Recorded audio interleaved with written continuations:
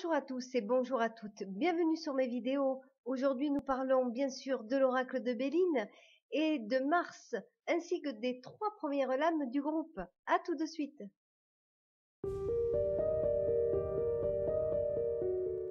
Voici Mars. Mars est une planète tellurique, tout comme Vénus et Mercure.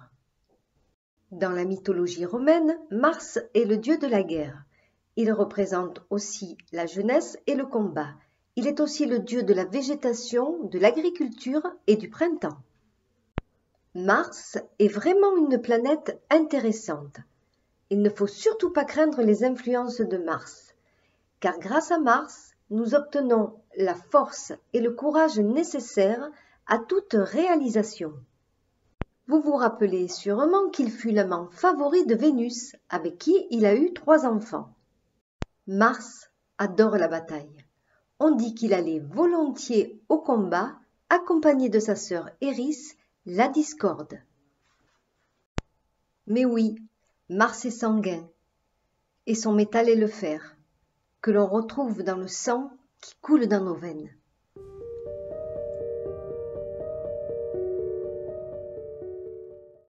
Et bien voici pour commencer notre première carte, la carte 32, la carte méchanceté. Alors, nous pouvons voir sur cette lame une lanterne qui éclaire le côté gauche de la carte. Je vous rappelle que la gauche évoque entre autres le passé. Et positionnée sur la droite, nous voyons une dague. La droite représente entre autres le présent. Cette lame nous demande de regarder les choses en face, car des situations, des personnes ou autres pourraient nous être préjudiciables si on n'y prête pas attention. Être sur ses gardes est le mot d'ordre de cette lame. Être au fait des choses qui se font ou se disent. Éclairer sa lanterne, c'est quelque chose qui est caché, qui est enfoui et qui demande à être mis en lumière. Lorsque vous tirez la carte méchanceté, vous devez faire preuve de vigilance et être prêt à vous défendre. C'est ce que préconise la dague. Méchanceté renvoie à la mise en lumière des situations malveillantes que l'on peut ressentir soit par déduction, par évidence ou pressentiment. Ce sont des situations qui demandent à être mises à jour. Méchanceté vous demande de changer votre mode de fonctionnement et sur un plan plus basique, d'être sur vos gardes pour pouvoir rebondir. Les mots-clés sont animosité, méfiance, malveillance, défense, surveillance, ragot. Voici sans plus attendre la carte 33, la carte procès. Nous voyons sur cette lame 2 épées entrecroisées. Cela représente le pouvoir et la combativité. Procès, cela semble être le mot parfait pour définir le fait de devoir résoudre une opposition, mais pas sans lutte.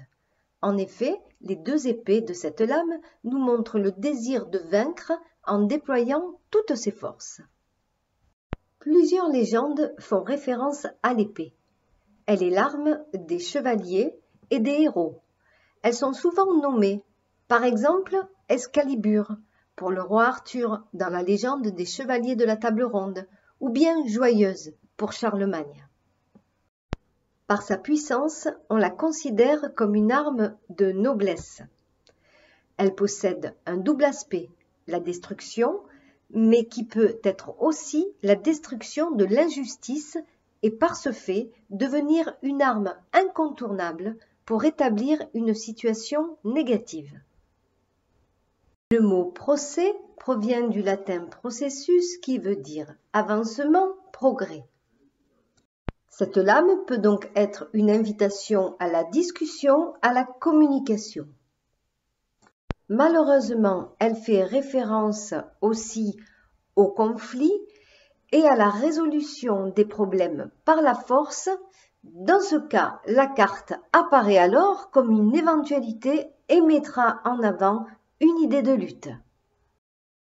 Rappelez-vous tout de même que cette lame est sous l'influence de Mars et que la vie n'est pas un long fleuve tranquille, mais que nous disposons des armes nécessaires pour avancer. Les mots-clés sont poursuite, action, procédure, conflit, problématique, combat, confrontation, affirmation, discussion, faire valoir ses droits. Voici la carte 34, la carte despotisme. Toutes sortes d'autorités absolues, oppressives, tyranniques, qu'on s'arroge ou qu'on exerce. Voilà ce qu'est la définition du mot despotisme. Cette carte représente un personnage, les mains liées à une chaîne, celle-ci attachée à un poteau de bois, les pieds nus et portant une coiffe égyptienne. Quand cette lame apparaît, bien sûr, le sentiment d'être dominé par une situation ou un événement est omniprésent.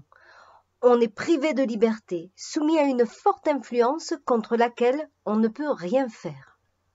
La notion d'abnégation transpire de cette lame. Cette lame nous montre bien là les charges et contraintes qui nous incombent parfois et auxquelles nous ne nous sentons pas de faire face. C'est une carte intéressante car nous sommes les seuls responsables du fonctionnement de notre vie. Mais nous avons du mal à en prendre conscience. Alors, comme toujours, la question se pose. Comment plaçons-nous notre énergie, nos pensées? Lutter ne sert à rien. Accepter, oui, mais ne pas subir. Comprendre les situations présentes et s'aligner en fonction. Croyez-moi, pour cela, il en faudra de la force. Mais pas de panique, nous sommes sous les influences de Mars. Les mots-clés sont soumission, blocage, passivité, incapacité d'action, sacrifice, obligation de toutes sortes, impossibilité d'avancer, non-contrôle.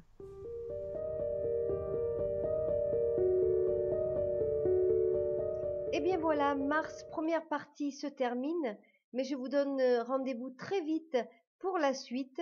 Nous parlerons donc des 4 dernières lames du groupe. En attendant, n'oubliez pas de vous abonner, d'aimer et de partager mes vidéos. Je vous dis à très bientôt. C'était Marie. Au revoir.